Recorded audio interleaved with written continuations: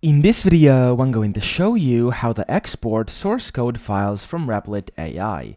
Now, the first thing you want to do, you want to go ahead and open up one of your apps. So I have two apps over here. I'm going to open up this Timekeeper app.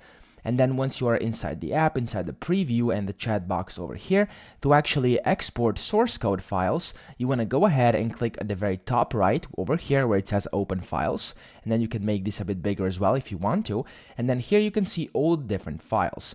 Now, if you go ahead and click on those three dots at the very far right of any of these things, you'll see that it says download folder at the very bottom. Now what you can do with this is basically you can click this and it's going to download that specific folder to your computer as a zip folder. You can then unzip that and have it on your computer stored locally. What you can also do is click on here at those basically three dots up top, and then if you click on download as zip, it's going to download all the source code files from your project or from your app in here. So as you can see, it's been downloaded over here to my computer. You can then just go inside your computer's downloads, and then you can unzip that folder, and then you'll be good to go. So that's pretty much it. I hope this video helped you out. If it did, please subscribe to the channel and help me out as well.